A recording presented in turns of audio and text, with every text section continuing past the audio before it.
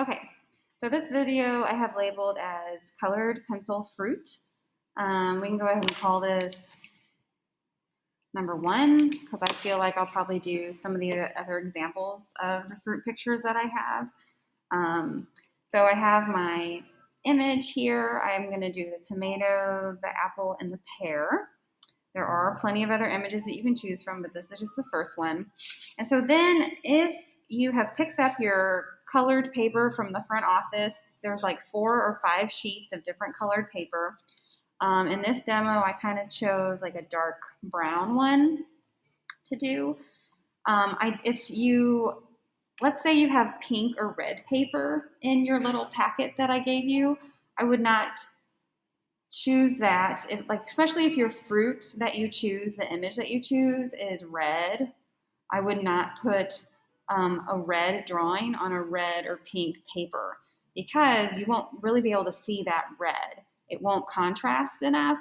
So be mindful when you're picking your picture and then when picking your paper. So that's why I picked this darker piece, or you could pick the blue or the green. The green probably wouldn't be affected too much with this pear or with some of the other yellowy green things, but definitely a lot of this fruit is red, so you probably don't want to use the red or the pink paper for the fruit drawing. Okay, so that's an important little tidbit right there. So I have my reference image, and then I also gave you guys smaller pieces of this paper, like little scraps. And what we use that for is before I ever come to my drawing, I want to test out my colored pencils on a scrap piece of paper, preferably on the same color that you're going to do your actual drawing on. Do all of the little scraps that I gave you match the bigger sheets? No, but just roll with it. Why I do that is so that I know what these colors look like on this colored paper. And I even kind of was blending some of these colors together with other colors just to see what they would do. And see how I've even labeled my colors. It does take a little bit, but it's a really good thing to do, I think, because then you're already comfortable kind of using those colors on that colored paper. And then, of course, off to my side, I have my big color theory sheet of all my colors that I mixed. I have this one that I mixed with my darker colors, and then, of course, the first one. But I'll probably use this one primarily to refer back to see how do I make my reds, my oranges, my greens. So that's really important. Okay, so you have your reference picture, you have one of your sheets of your paper. I don't know how well you can see this, obviously, because it's really light on here. Okay, so when I started sketching this in, I don't know if you can see it very well, but this is my tomato, my apple, and my pear. And so when I sketched this one in, I used like a red because it's a red object, and again with the apple. And then my pear, I did kind of use like a yellow-green to sketch it in. You can use a pencil, that's fine. You just definitely don't want to press super hard because then the colored pencil won't really go over it. You can erase colored pencil, you just have to be really careful. You definitely don't want to be pressing too hard because then you'll ruin the paper. I don't know, there's just a lot of tricks. So when I work in colored pencil, so remember those 4 colors that we talked about. There's Tuscan red, indigo blue, dark green, and dark brown. I don't know where mine is, but those are the 4 main colors that we used initially. So what I like to do is I like to find the pencil out of these that I'm going to use initially for my darker values. And usually for a red object, it's going to be the Tuscan red, okay? So I'm going to pull out my Tuscan red after I've sketched in a light sketch of my tomato. And when I look at my image here, I'm looking at where I see these darker values in my tomato, okay? So, it's really dark over here, but then some of these values are so subtle, it's a little touch darker here, it's a little darker here. So just like the still life painting, you don't want these objects to turn up flat, okay? We are trying to get these colors to have value, okay? Darks, mediums, and lights. So we need to start, so I like to always start with a darker value as my base. And so I'm kind of coming in with my Tuscan Red, and I'm looking at where I see slightly darker values because that's going to be like my base coat. It's almost kind of like when we worked with the burnt sienna and the white with our underpainting. It's kind of like that in a ways. I'm getting some of those darker values on. I don't know how well you can see this. And so then also what I want to do before I get ahead of myself is there's all these little white glares, okay? I am going to use my white colored pencil and be really, really careful with it because just like white paint, white colored pencil can kind of take over stuff. So I'm just softly putting in where I see these little glares. And I'm doing that now because if I wait till later, it won't be as vibrant or as white. Like if I wait till I have like colored pencil down another like color, then it won't pop as much. So I'm just like lightly putting in those areas because yeah, later on I will come back and like really press harder and make it pop more. But I'm just kind of like placing it there. Like these are just little placeholders right now. And what's so important, which I stressed in the color theory videos, is to not press hard with colored pencil. So important. If you start off pressing hard, then you're not going to be able to blend all of these colors together. Okay, so I'm just doing a really light coat of this Tuscan Red. All right, so now I need like more of like my medium value or like my main color. So I'm going to kind of look at my color theory page number 3 and kind of look like what is like a nice red. Well, it's probably going to be crimson red and maybe like magenta for me. It just kind of depends, especially then what color paper you use. So I'm probably going to come in with crimson red for like my base red. But it's not just going to be flat crimson red. There's going to be a ton of other of these colors that we're going to use. So I'm just going to start with like a really light coat of crimson red. And see how I'm curving with the tomato? I'm reinforcing that form, that shape. And I'm just using the side of my colored pencil. I'm not making scratches or texture right now. I'm just putting in a light coat of this crimson red just to get myself started.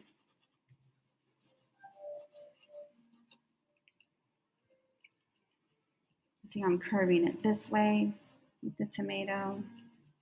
And I'm always going back and forth to my reference.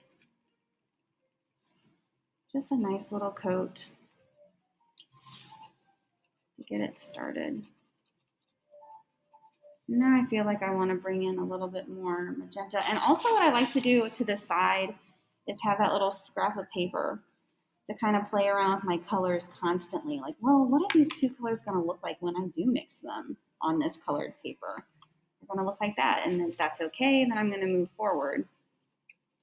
So I always like to have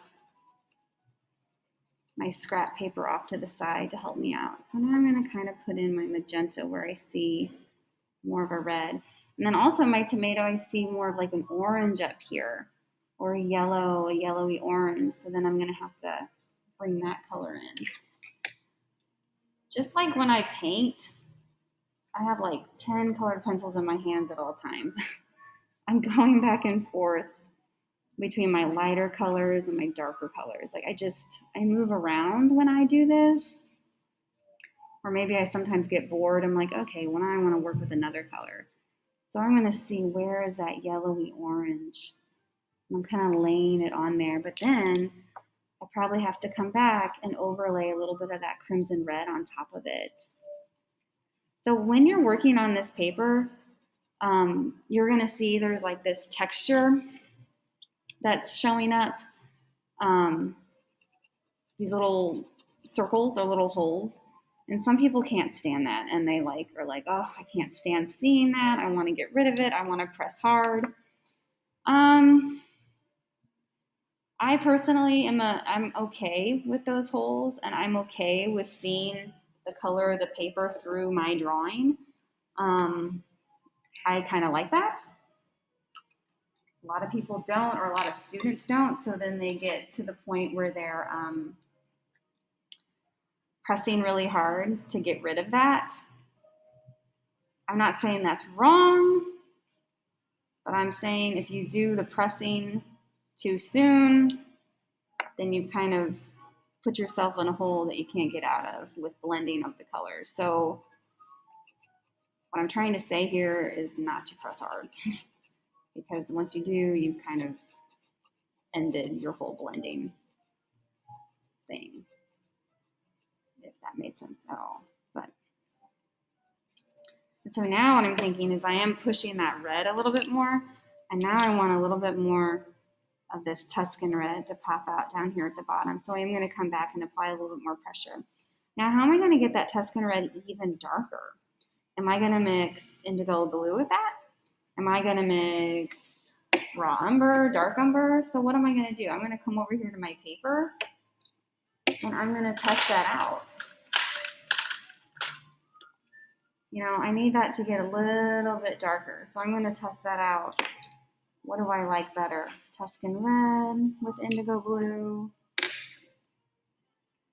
course, there's a glare happening. So the indigo blue looks nice, but then Tuscan red and green, or red and green, are complements. So red and green also make like a nice dark color, which you should have discovered in color theory number 1. So I don't know, but I kind of am liking, I kind of like the Tuscan red and indigo blue darkness because it's kind of matching what's happening up here a little bit more.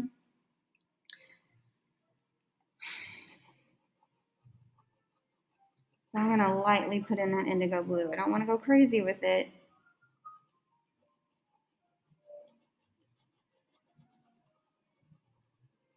I'm looking at the shape of that value, that shadow on the tomato, sprinkling that in a little bit around these highlights. So after I put that down, I probably need to come back in with my Tuscan red or my crimson red to balance that off a little bit.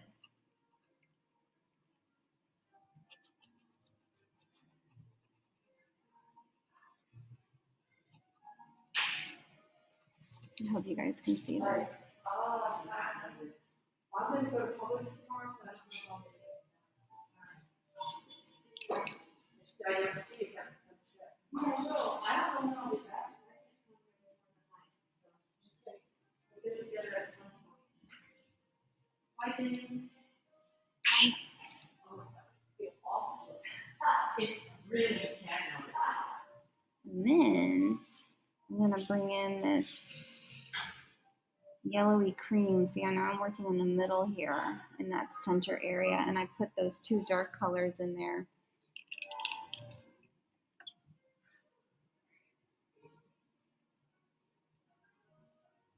Darkening those places. Ooh, look up here. And so I'm really looking at, you know, I'm really dissecting this picture and these colors in it. You want to make this more colorful than what it's really there. You're not going to match this tomato perfectly. I want to see more color. See how I'm putting in violet up here? Oh, you can't see my reference. But I see violet. I see little hints of violet or magenta up there. So I'm going to kind of exaggerate that a little bit. There's like a touch of, there's like a touch of light pink right up here at the edge. So I'm going to put a little bit of light pink in, and then I come back and I bring in my crimson red base. But then I feel like I need a little bit more of this yellowy orange color to soften that back a little again. See, because that tomato has like these round areas up at the top. So right now I'm kind of like exaggerating those areas to make them pop, to make them curve and move.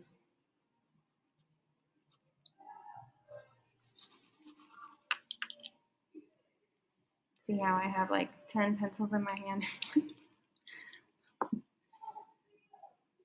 Because it's like I get my little family of colors and then I stick with that family kind of almost. Like, okay, what are these family colors that are happening in this object? And then that's just kind of what I stick to. Now I see some more violet, a little bit more violet mixed in with that red. Oh. Okay. Let's see here. Maybe I want violet here. Maybe. Let's see what happens. To darken that red a little bit. And bring back in my crimson red.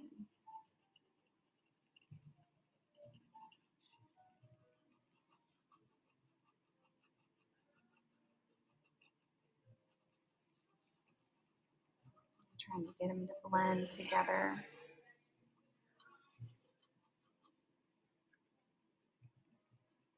Over here, there's going to be some blues that's going to come in a little bit, but I'm not ready yet for that because there's like a reflection from the windows.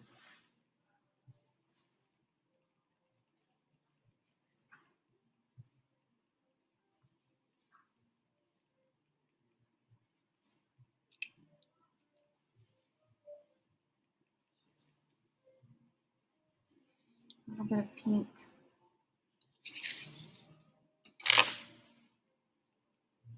Over here, soft little pink that's there on that side, so I kind of put that in. My pink is really small. Maybe I put a little bit of pink in that highlight too.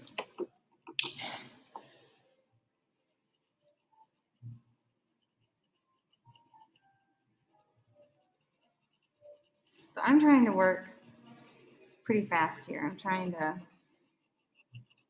get a nice example here.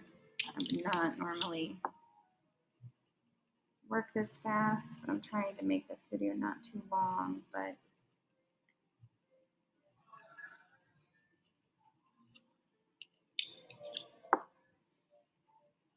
I can't stress enough, you're using a lot of colors to exaggerate these colors.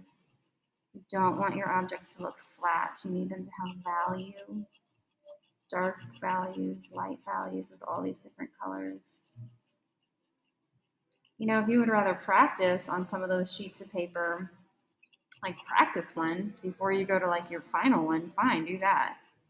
You know, or practice little parts of it. That's okay. Nothing wrong with that. Let's see. I'm gonna put. Don't overuse cream or white.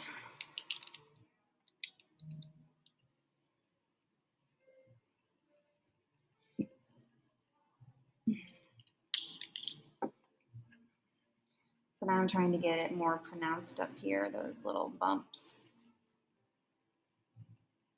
There. And there is that little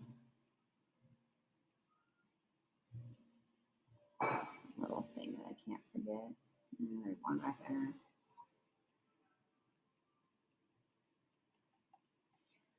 So I kind of put in that yellowy first, and then I put the little detail in, the little brown. This one too, I kind of put the dark first, and then I came in with the lighter.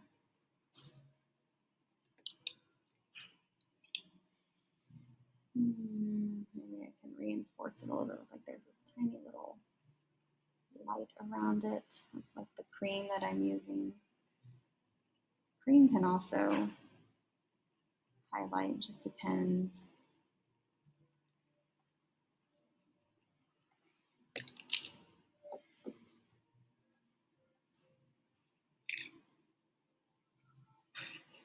I want this area to be more pronounced. So I'm kind of pushing a little bit harder now, and I'm bringing in more magenta mixed with that crimson red.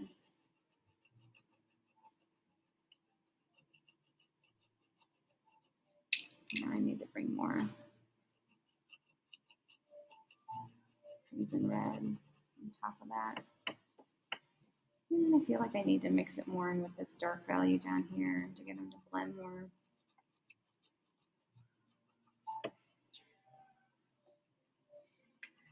And always when you're working, you kind of want to step back from your stuff from time to time. I don't know if I said that with the painting, but you kind of want to do that. You want to like step away from it for a while, hold it away from you to look at it with fresh eyes. You can even, since you guys are working at home, you can even, ask a family member to look at it. Be like, hey, what do you think about this?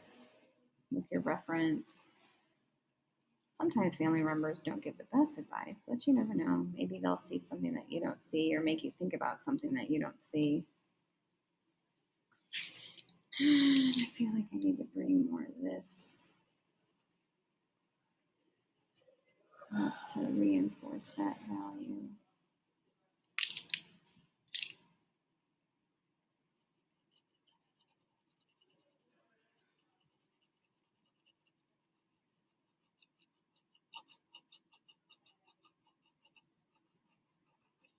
I may even bring like some of this yellowy orange into it a little bit to brighten it up in that area. More of it here.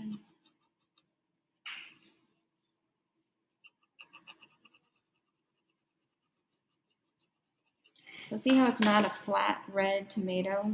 There's many, many colors happening. It's really important.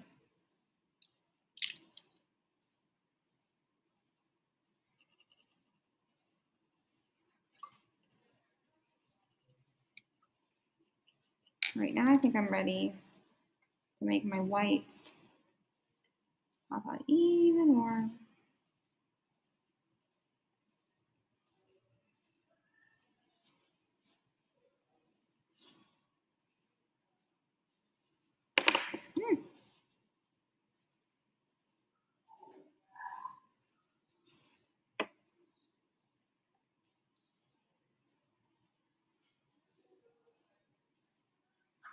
Maybe I'll bring in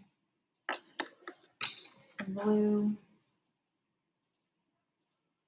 around these, because there is a little bit of blue. I guess I can. It's reflecting from the windows over there to the left.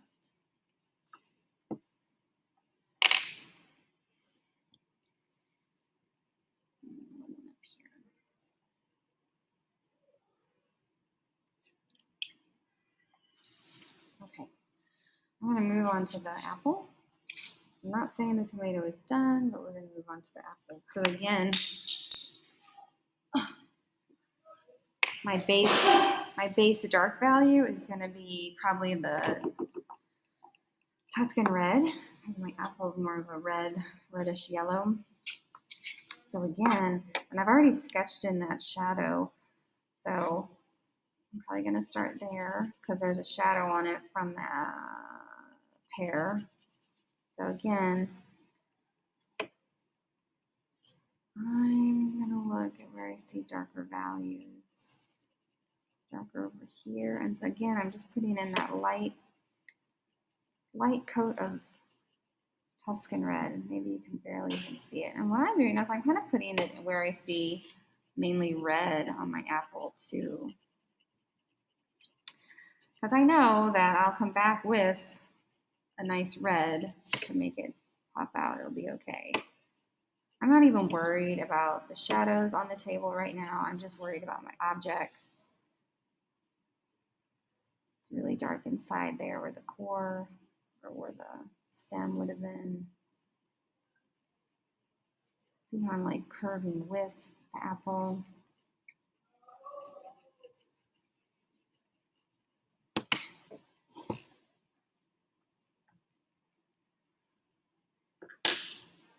And again, I'm going to go ahead and put in a little glare where I see it before I get too far ahead of myself.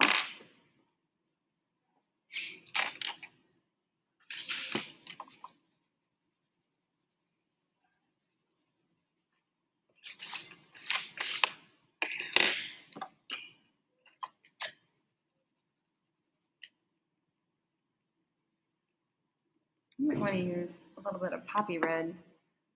Poppy red has a little bit of orange in it, and so this apple is red, but it's also quite yellowy orange. So I'm going to kind of use that for now, like my medium value or local color.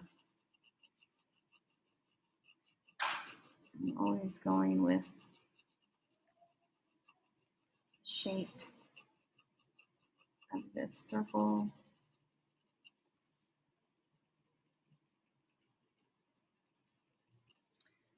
But now I think don't want to cover up too much, because now I'm going to bring in like a yellow or the orangey yellow. And now I'm going to kind of put in where I see yellow. I don't want to lose that yet. I don't want to cover that up, because again, it's kind of like white. It's like if I were to accidentally cover it up with a darker value, it would be hard to bring it back. So now I'm kind of looking at these softer places of where these little bits of yellow kind of pop out.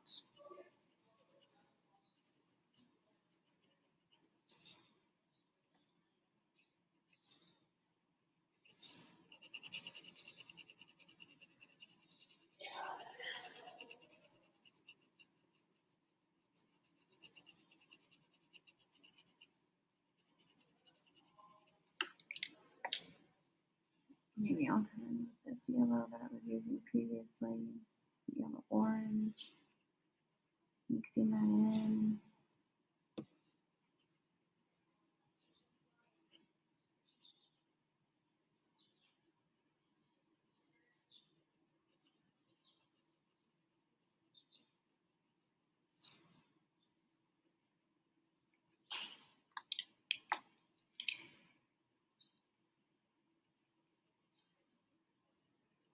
And I'm coming in with more of that crimson red over here, but really over here I also see a lot of like magenta, pink over here, and even some violet. I want to mix in.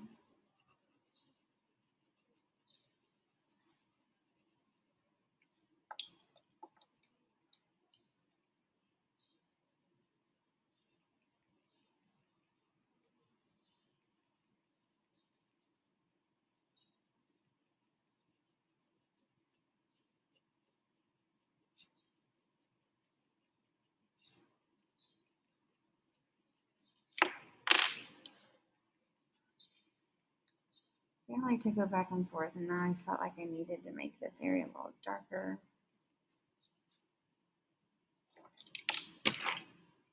Get in this weird blue that's happening here all of a sudden. It came out of nowhere. I want this to look like it's curving out of that stem area, so I'm trying to get it to curve when I color it.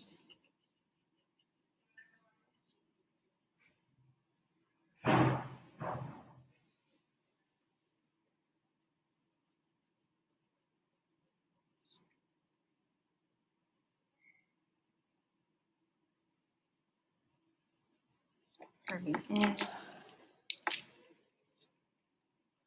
curving out, blending in, blending out. Always be intentional with your marks and the direction that they're going. You're not scribbling, curving that out, that yellow.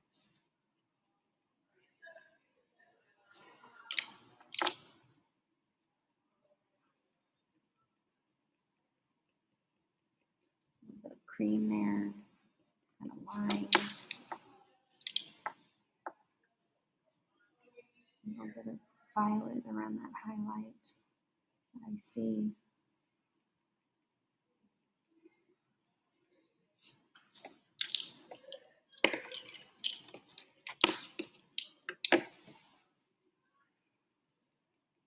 And now put in more crimson red, but then I really want to get it More pink.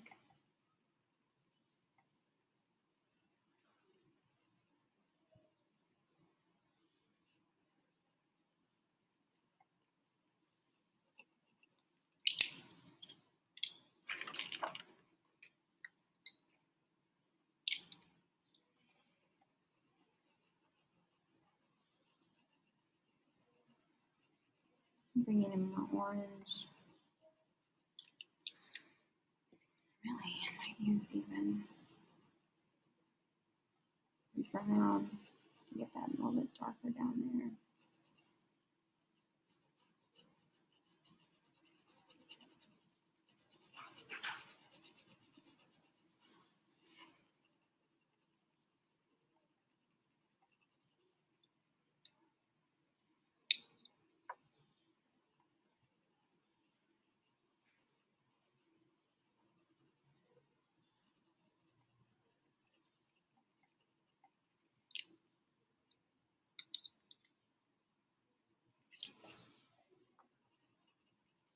The whole time you're doing this, you always want to be really looking back and forth at your reference, because that's where you get this information to tell you what to do. Where are these colors going? What colors do I need?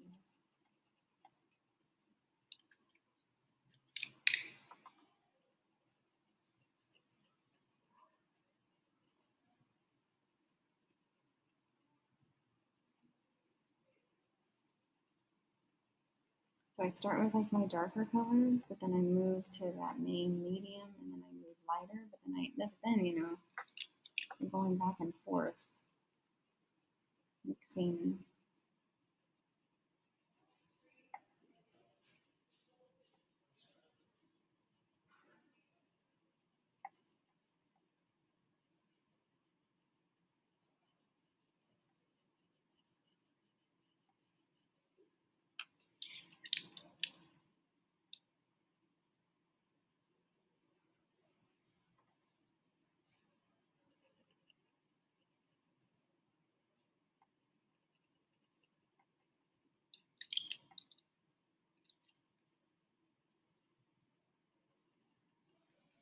And then when you're ready and you feel like you're good, then you know you can start applying pressure to get it to lay on there and blend a little bit. There is a point where you do want to do that. You just don't want to do it too early. It's a weird color. That's kind of like that brown mixed with that yellow.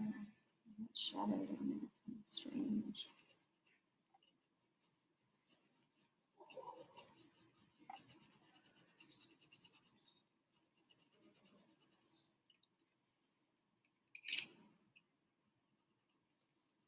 Probably gonna mix dark green down here with that brownish red.